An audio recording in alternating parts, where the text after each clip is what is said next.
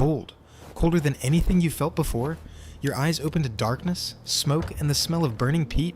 You wake up in the year 793 AD. You are a Norse farmer somewhere along the rocky coastline of western Norway. You don't know it yet, but this is going to be one of the most important years in the history of the world. Historians will later call it the start of the Viking Age, and you are about to be part of it. But before any of that, before the ships, before the raids, before the gold, you have a much smaller problem. Part 1. Your house is not what you think. You sit up on a long wooden bench that runs along the wall of your home. This bench was your bed last night. In a few hours, it will be a bench again. Welcome to the Viking longhouse. One building, every function. The longhouse is long, narrow, and rectangular, built from timber, packed earth, and stone. There's a hole in the roof above the central hearth to let smoke escape, although right now, it's doing a mediocre job, and your eyes are stinging. A fire has been burning at the heart of this house for as long as you can remember. It almost never goes out. Here's the part that might surprise you. You are not alone in here. Your family shares this single room with your livestock. Cows, pigs, maybe a goat or two are bedded down at the far end. In the depths of a Norwegian winter, body heat, yours and theirs, is the only thing keeping everyone alive. There is no separate barn, there is no privacy. There is just the house. You are not rich, but you are not the poorest person in this room either. That title belongs to the thrall sleeping near the door. A slave, likely captured on a raid or born into servitude, who will do the hardest, dirtiest, most physically destructive work today, plowing the field, hauling dung, whatever no one else wants to do. Above the thrall, there's you and your family, free farmers. Above you, somewhere up the fjord, is a chieftain, a local strongman, who keeps the stretch of coastline organized, takes a cut of what everyone produces, and is supposed to protect you in exchange. There's no king ruling all of this yet. Power here is local, personal, and built on loyalty and generosity. A chieftain who doesn't share his wealth doesn't stay a chieftain for long. That's the ladder you're standing on. Thrall, freeman, chieftain, and eventually, kings who don't exist yet, but will, within your children's lifetimes. Part 2. The morning routine. You didn't expect. Before you do anything else, you reach for a small bone comb sitting near your sleeping bench. Yes, a comb, and next to it, a small bronze razor and a pair of tweezers. Here's something almost nobody knows about you. You are, by the standards of the year 793, an unusually clean person. Archaeologists centuries from now will dig up combs, razors, tweezers, even ear cleaning tools from sites just like this one, and they'll realize that Norse people bathed at least once a week, which, compared to most of medieval Europe at the time, makes you look almost obsessive about hygiene. So forget the unwashed barbarian stereotype. You groom, you braid your hair. If you can afford it, you wear jewelry, and not just a little. Rings, armbands, brooches, necklaces made of bronze, silver, sometimes bone or leather. Status here isn't subtle. People can look at your wrists and your throat and know roughly how well you're doing. And one more thing while we're correcting the record, there is no horned helmet anywhere in this house. Helmets exist, but they're practical, close-fitting metal or hardened leather, built to deflect a blade, not to look dramatic. The horns are an invention that won't show up for another 1,000 years, dreamed up by 19th century painters who thought Vikings needed better merchandising. You'd actually find the horn look ridiculous. Horns on a helmet in real combat is just something for an enemy to grab. Part 3. Breakfast and a day, already mapped out for you. Food this morning is simple. Bread made from barley or oats, maybe some skyr. A thick, tangy, yogurt-like soft cheese that will still be eaten in Iceland 1,000 years from now. Basically unchanged.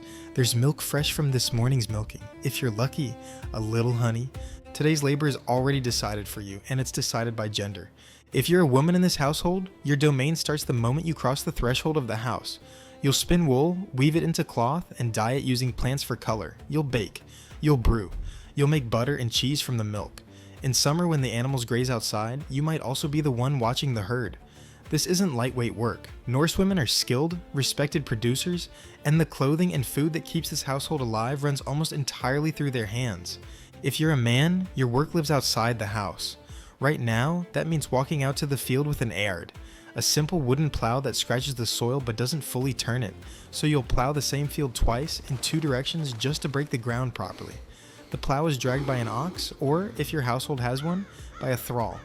Either way, it's slow, back-breaking work, and the wooden plow blade will probably need replacing within a day or two, because it wears out that fast. When harvest comes later in the year, none of these lines matter anymore. Everyone works the fields together, men cutting the grain with scythes, women raking it, threshing it, turning it into the bread and beer that gets this household through winter. Famine is not a distant fear here. It's a real, recurring threat, and so is disease. Somewhere close to a third of the children born in your village will not survive to adulthood. Life here is not the romanticized, muscle-bound Hollywood fantasy. It's hard, physical, and short for a lot of people. But it's not without joy. Part 4. What you do for fun.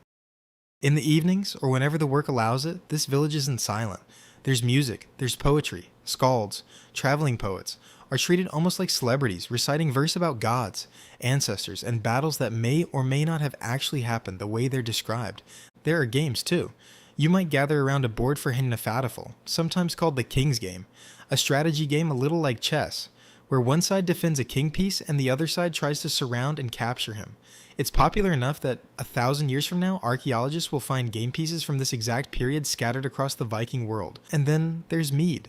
Sweet, honey-based, and weaker than you'd expect, alongside a thin, low-alcohol beer.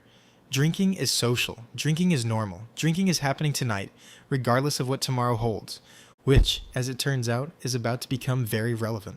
Part 5. The news that changes everything. A boat pulls in. Word spreads fast in a settlement this small. Your chieftain is putting together a crew, not for a fight with the next fjord over, but for something bigger, a voyage. South, across open water, to the British Isles.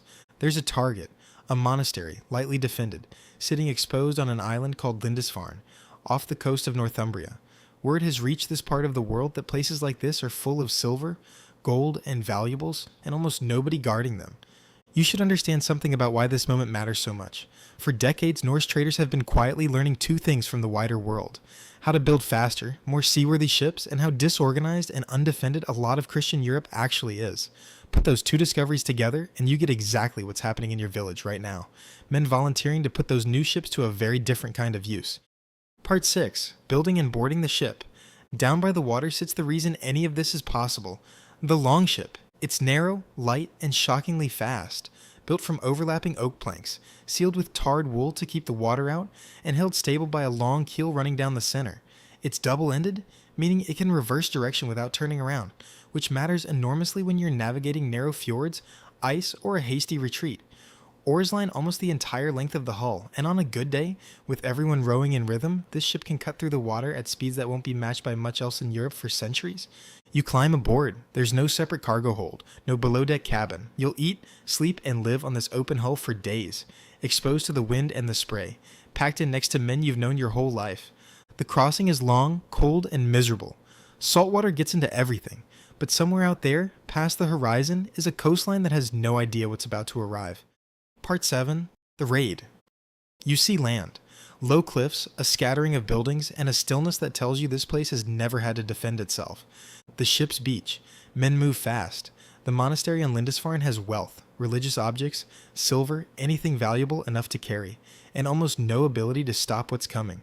Within the chronicles that get written about this day, this exact moment in this exact year will be recorded as the beginning of an age.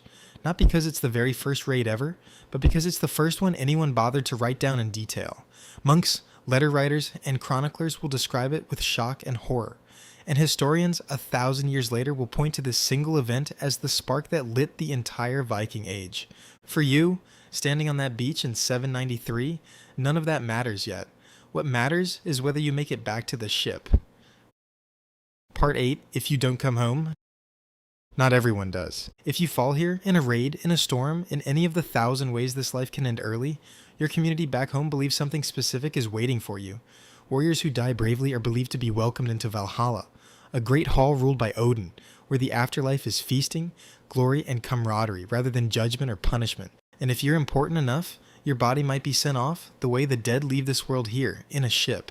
Sometimes a real ship, sometimes a smaller boat-shaped grave, packed with your weapons, your jewelry, sometimes even animals, all the things believed necessary for a safe passage into whatever comes next.